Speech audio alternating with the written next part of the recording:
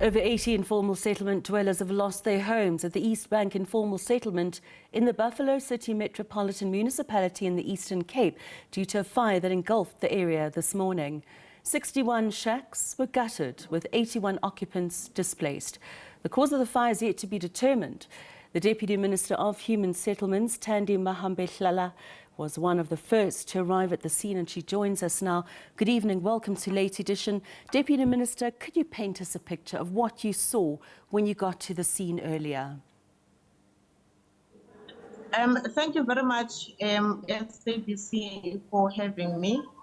I had to rush to the scene after handing over houses in Tsendane, people who were affected by the disasters that affected Umtata.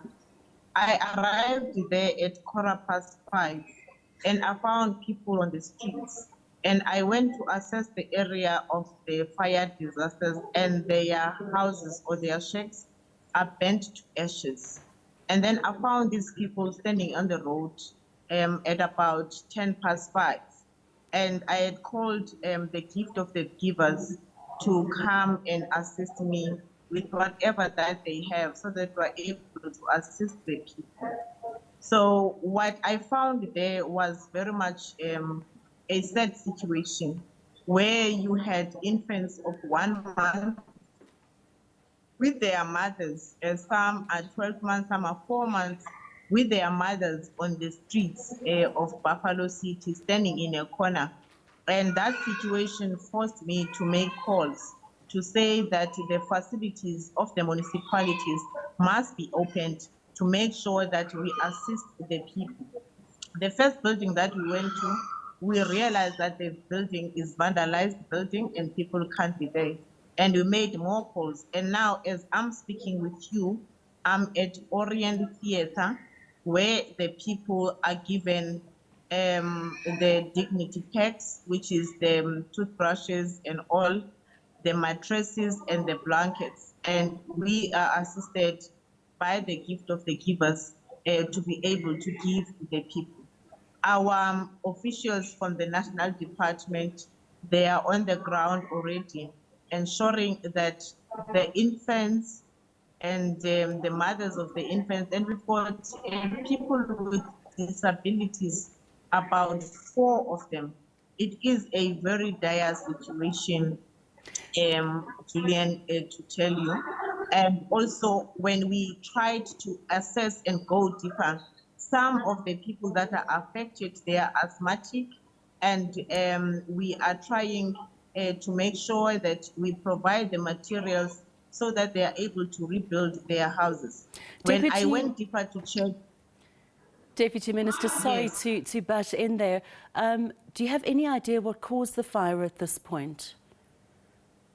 What caused the fire, when I asked them, they told me there's 2 gentlemen that had cooked meat in the early morning hours, and then gravy spilled, and then the rest is history. And then those people disappeared. Now they are nowhere to be found, and people are homeless here. That's what caused the fire. You're explaining to me that there have been some people who are asthmatic, and perhaps there's been some smoke inhalation. So those are some of the injuries. Any other injuries? And then, of course, any fatalities? There are no fatalities on this, fortunately, by the grace of the Lord Jesus Christ.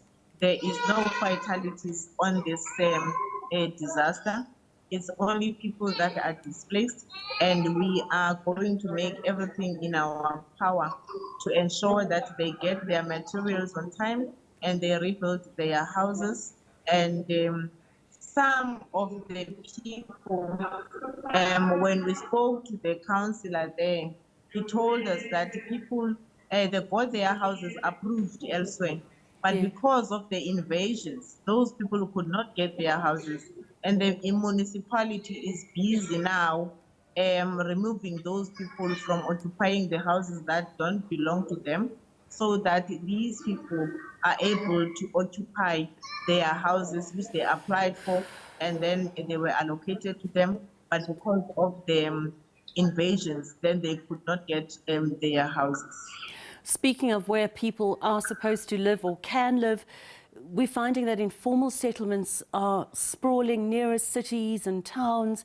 Does your department have any plans for a permanent solution as people seek to be as close as possible to economic opportunities?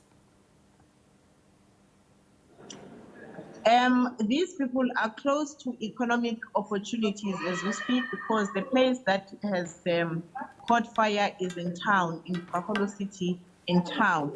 So when you try to move them from where they are now, they will tell you that they can't move from those areas because the houses which they got, they are somewhere in the West Bank, and they don't want to move to that area to occupy their houses that are allocated to them, over and above the fact that their houses were invaded. So the human settlement set up, it also addresses what you are asking me now. People must be close to economic activities.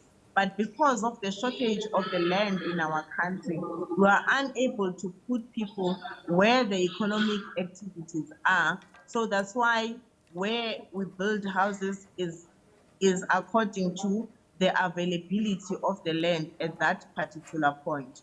Thank So you. the land available, we occupy, and then we Yes. give people houses and differently house them.